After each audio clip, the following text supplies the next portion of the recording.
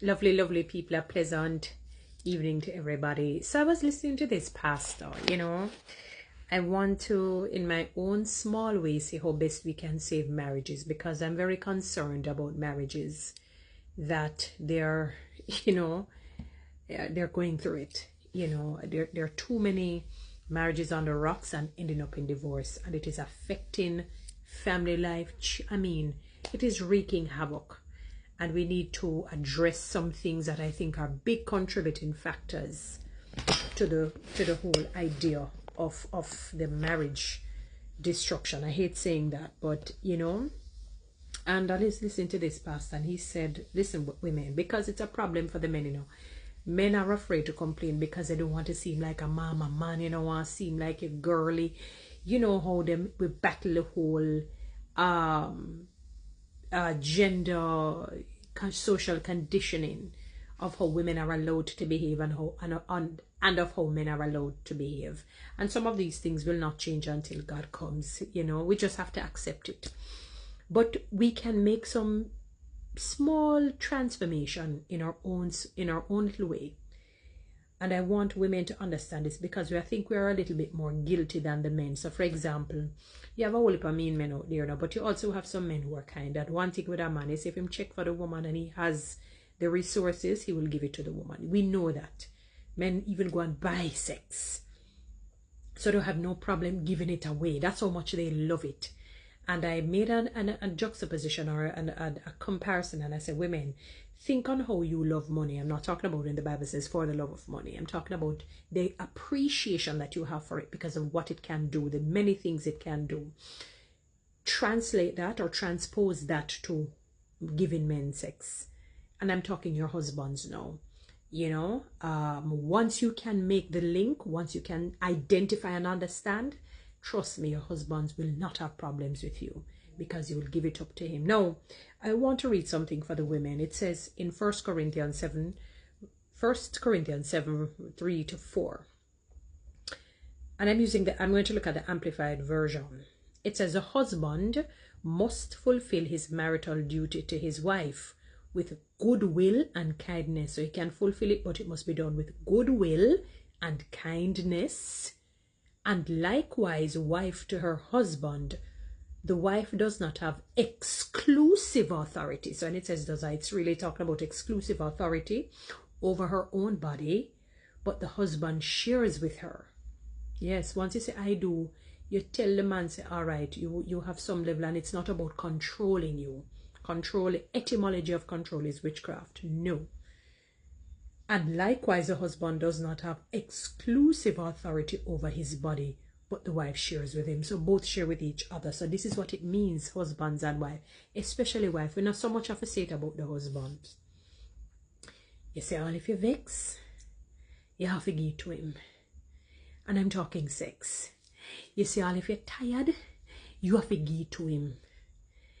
Even when you're tired. And I'm not talking about if you have a debilitating illness. I don't want us to be ridiculous and be puerile and carry to the granular level and be ridiculous. No. We're talking about maybe a little thing here, or, a little ailment. Maybe a foot problem or whatever it is. If your belly hurts, you have diarrhea, obviously, no. You know what I mean? Or if you're on your period, no. We're not talking things that are a little bit minor. So we're not talking about things that are major. We're talking about minor ailments that you can navigate. Or we're not talking about a tiredness where you probably had not slept for about 2-3 days. And as you come in, you knock out cold as ice. No. It means, listen to me, if you're a church woman and he's not, let us say you got married and both were not church people, and, you gave your life to the Lord, and him say, wife, stay home. I want you to make love to me. Tan your yard. Tan even if you have something to do, unless it's a deep commitment that nobody can change, you might have to find a way to turn things around, but your husband still come first. Putting your husband before the church is not putting him above God. That is not. A lot of people confuse it. There's a Jamaican pastor, they call her, thus saith the Lord preacher. She said, give the man back shot if I that him love. That you do it for your husband before you go to church, if you're still gonna go. But give him that bonding moment, because he bonds with you during that time. All right? Or even if he's a Christian and he say, boy, I know we go to church and the 2 way I do something, but only more wants, give it to him. Say, no problem, you may have to do a quickie for this one. All right? So I'm giving an example. You don't say, no, I have this and that in church or work. In the morning before you go to work, if that's what he wants, you give it to him before go bathe again. Simple. You don't have to take it now. You don't have to put on no heavy bathing unless you really a kick up rumpus. And the sweating is so profuse. You understand? But you make sure you bathe properly. Initially and after. You get yourself together. So I'm giving you those. I'm not calling on good, because obviously on good times you're going to do it, you know. And you don't say to the man, yeah, because me vex with you. Me never like how you say something to me, or me never like how you look at the girl, or me never like, you know, you can name out things. And I'm not talking about a man abusing you, intentionally abusing you, beating you and treating you poorly. You know, those situations now, you're going to have to get some counseling to deal with it. Because he's creating holes in the relationship, and you have to remedy that. You have to remedy that. Obviously, it's like he's putting cancer cells in the relationship by doing that. So I'm not talking things like that. I'm talking again more minor to medium things that, you know, that when you huff and puff and blow the house down, you have to turn whether up on your back or up on your belly. You know what I mean? Or up on your side. I said, take it, go on. Steam or huff and puff. You might get the, you know, emotions. They're fluid. They move from one into the other. You notice somebody can cry, and then somebody gives them a joke and they become very elated, very happy.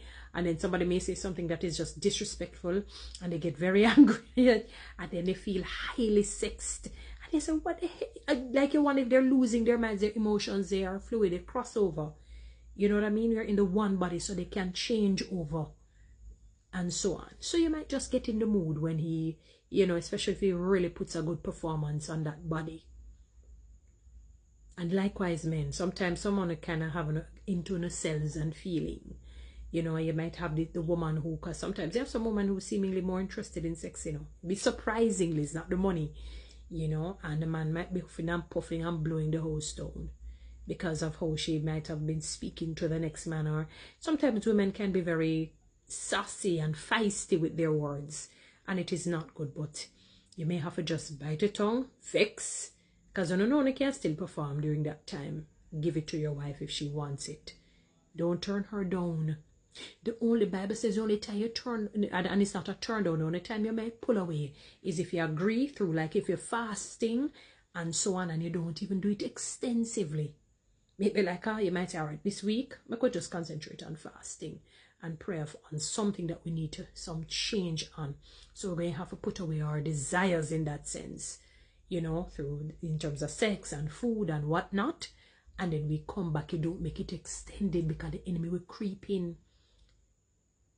People, they say the demon, them are lurk for say how we can mash up this marriage. A man said he was on a plane and he saw this beautiful woman, had a conversation with her. You know, men stay already, some men. And they don't know how the conversation build. And like the lady said, and this was years ago, she said, anyway, we're coming to a conference, this plan how we're going to mash up and destroy marriages. You hear me? Obviously, she's a part of some occultic movement or sect that is not godly. So I want you to understand the demons are just about them and watch like hawk to see how they can come in through the loopholes to destroy it. And it's usually, and funny, and sex, and I use the word sex as a broad subject, in one form or another to destroy marriages. Sometimes you contribute, is not the female or the male Jezebel. It's you as the spouse. And women, yeah, you're a little bit more guilty in that sense. Because you know that the men want sex 20. They will have blue balls. That is part and parcel. And the testosterone is what drives them, because that is why they're the givers and we are the receivers. It drives them, so they want it. So hardly would they say no, even if they're vexed. So you have to fix your marriage. It's all up to you. And God will do the rest. Anyway, guys, you know what to do. Read TikTok and YouTube. Subscribe. Give me one of those lions.